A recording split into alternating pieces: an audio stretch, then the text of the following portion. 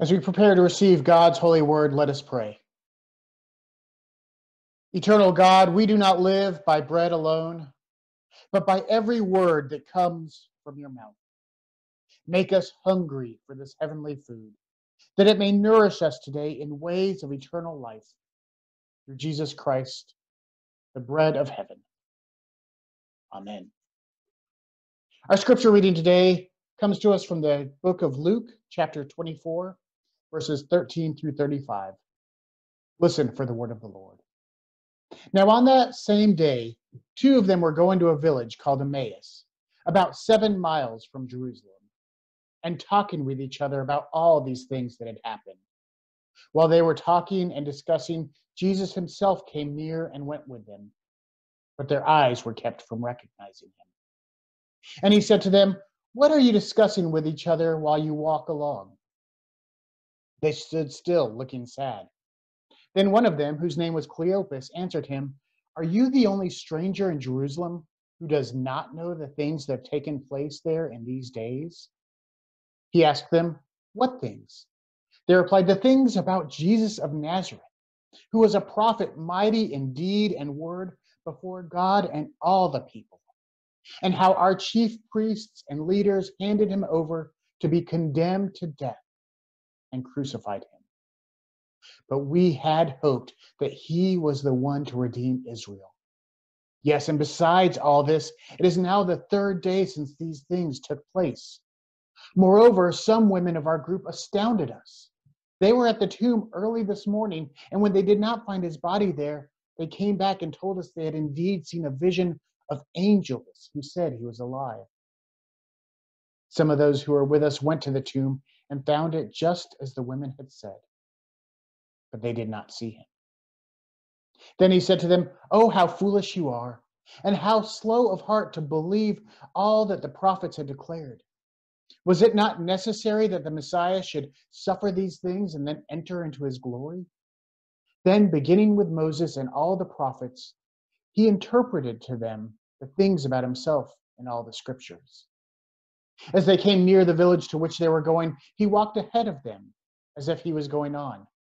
But they urged him strongly, saying, "Stay with us because it's almost evening. The day is now nearly over." So he went in to stay with them. When he was at the table with them, he took bread, blessed it, and broke it, and gave it to them. Then their eyes were opened, and they recognized him, and he vanished from their sight. They said to each other, "Were not our hearts burning within us while he was talking to us on the road, while he was opening the scriptures to us?" That same hour they got up and returned to Jerusalem, and they found the 11 and their companions gathered there.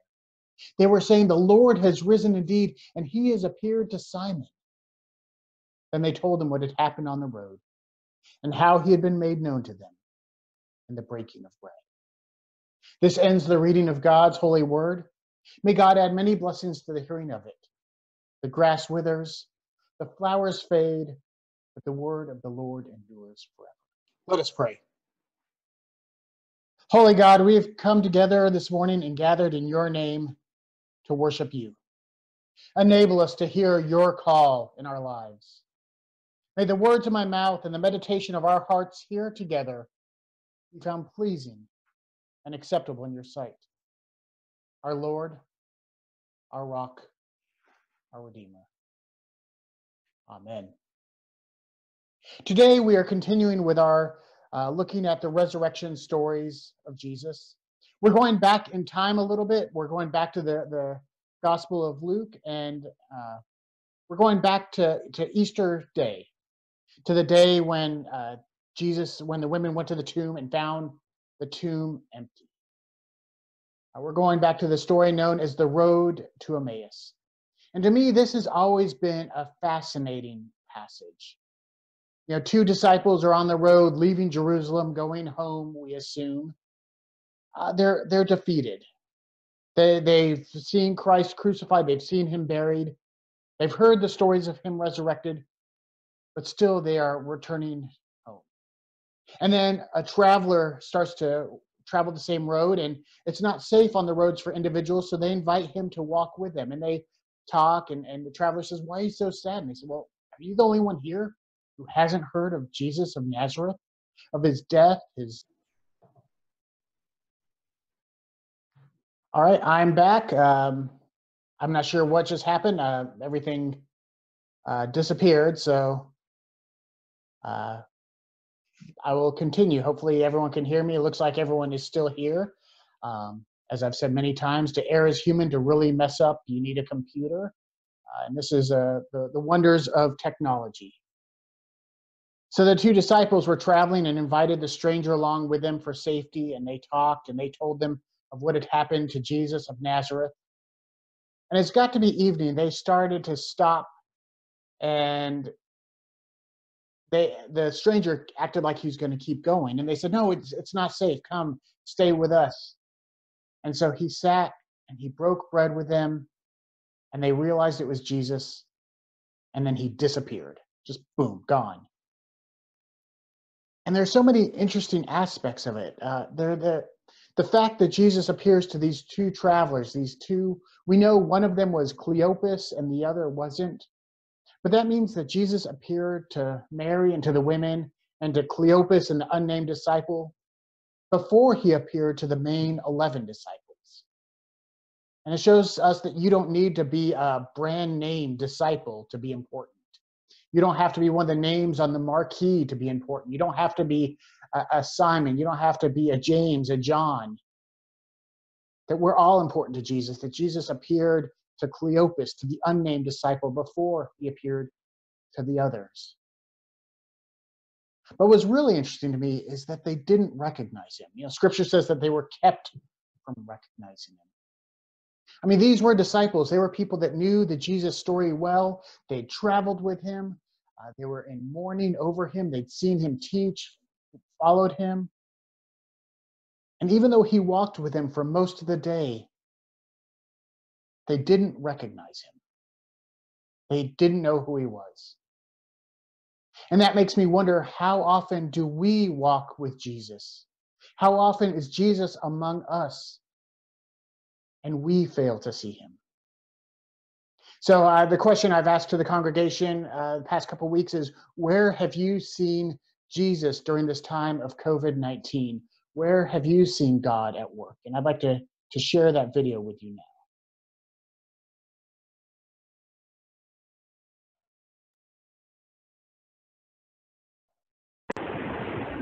Footprints in the Sand was one of my mother's favorite poems, and one that I've leaned on during the saddest and most troublesome times of my life.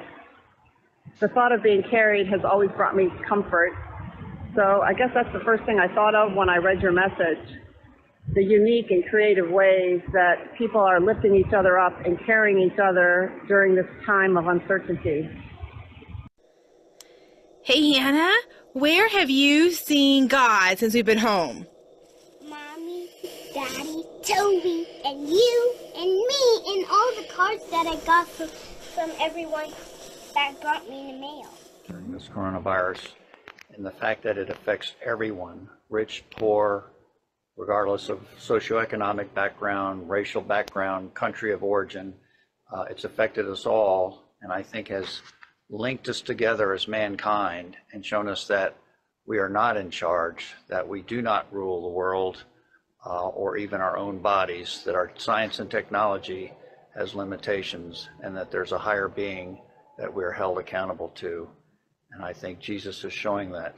And he's also brought people together to support each other in this time, emphasizing our likenesses instead of our differences, a lesson that I think is timely and hopefully will last.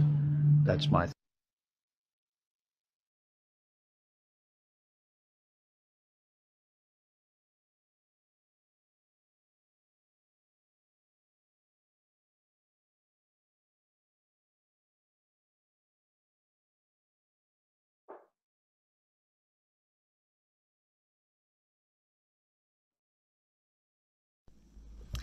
I have seen God in people, and people giving masks to strangers, and people giving puzzles to strangers.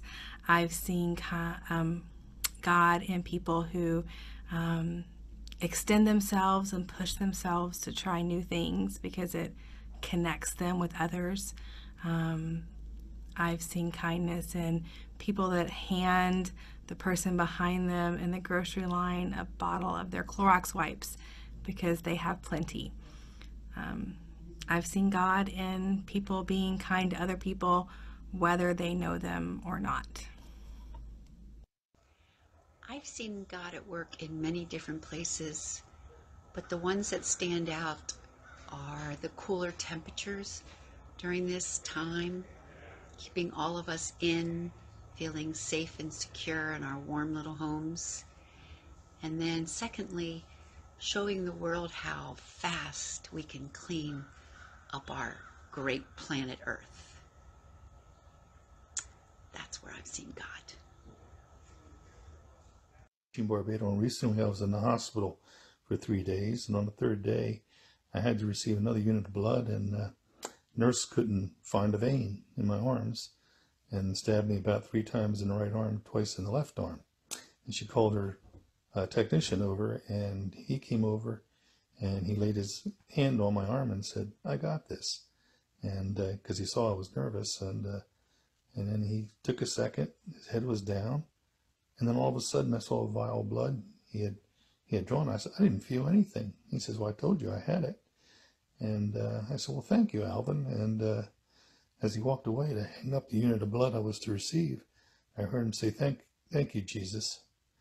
And I realized he had said a prayer, and probably the doctors, nurses, and technicians are all saying prayers, and they're being answered. Well, thank you, Alvin, and God bless.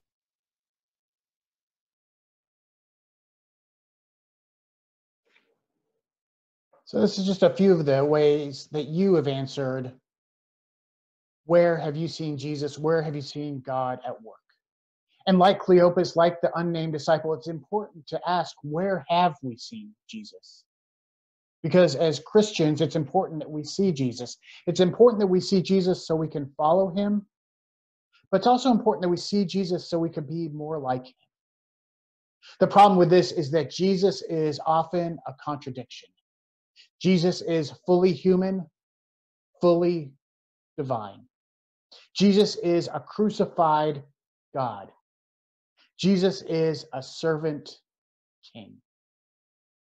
And when I think of Jesus, I often, as many of you do, go towards servant, go to those who help.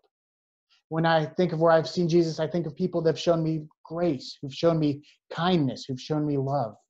I see Christ in the people that help me and that help others. But when I read this passage, I can't help but think of Matthew 25. In this passage, they feed Jesus and then they realize that Jesus was with them. In Matthew 25, Jesus tells of the separation of the sheep of the goat and the goats. And he separates the righteous and the unrighteous.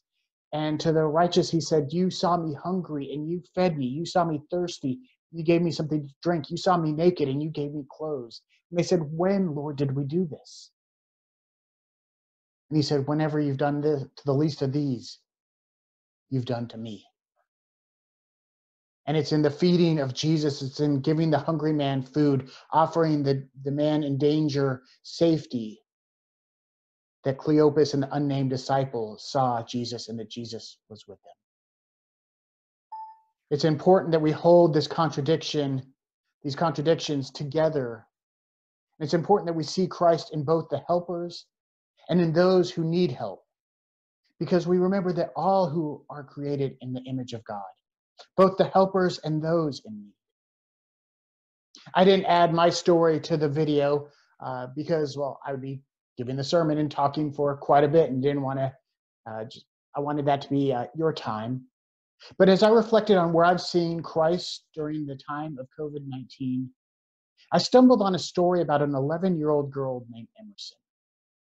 Emerson loved writing letters, and she would intricately decorate the envelopes and send them to friends, send them to families. She sent more letters than the average person, much less the average 11-year-old. She would talk about daily life. She would talk about her little brother. She would talk about her love of Taylor Swift. She would always include a joke like, Why don't we see elephants hiding in trees? Because they're really good at it. One day she decided to write a letter to her mail person. And she wrote, "I'm Emerson.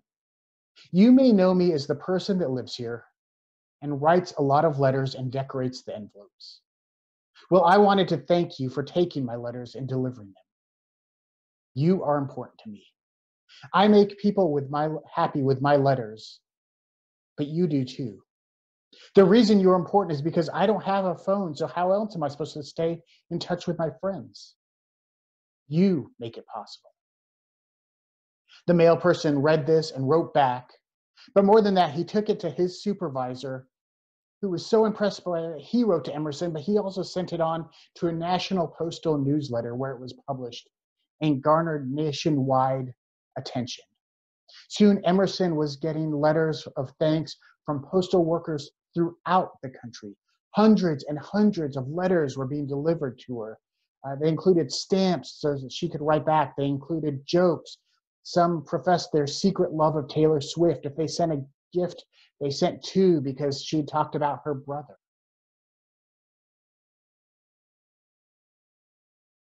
There was many poignant things included in these letters. And one of the most poignant notes, the one that jumped out at me, was that the postal workers, for the first time in a long time, felt seen. They had felt as somebody had seen them. And one of Jesus's most underrated miracles was that he always saw people. He truly saw them. He saw them as an individual. He saw them as a beloved child of God. He saw them for who they were. Think about the people who Jesus encountered. Think about the people who he met when others would have just walked on by. Think about the blind beggar. Think about the lame, the hemorrhaging woman, the Samaritan woman at the well, the tax collectors, the prostitutes, the people cast out by society. And Jesus saw them. He didn't see what society saw. He didn't see a stereotype. He didn't see a caricature. He saw an individual. He saw a person. And I think for us, this is the first step in being more like Christ. Seeing people as they are. Loving people as they are. Welcoming people as they are. Seeing people as beloved children of God, because we were all created in the image of God.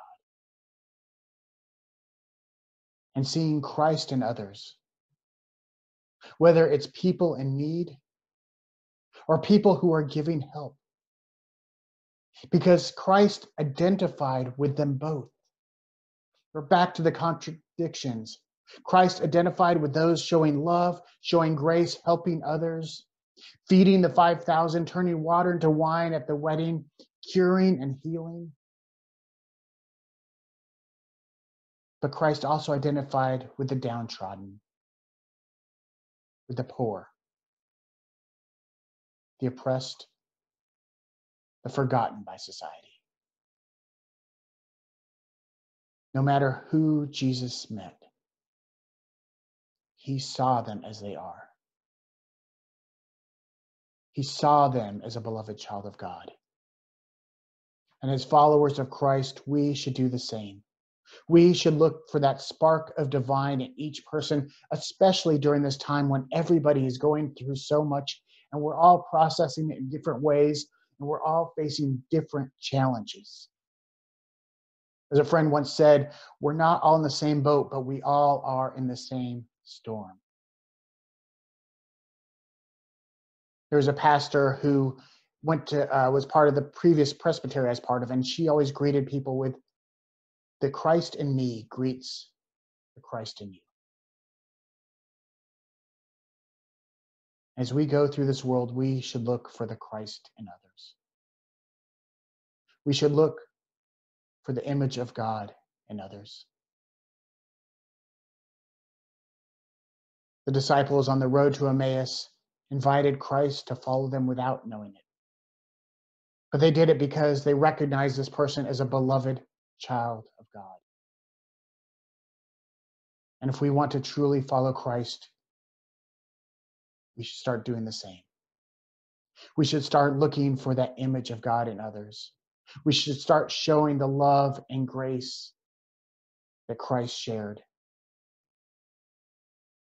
And we should let the Christ in us greet the Christ in others. So, brothers and sisters, looking back to Cleopas and his companion, let us gather around the Lord's table. Let us break bread with each other. Let our hearts burn within us as we see Christ in one another.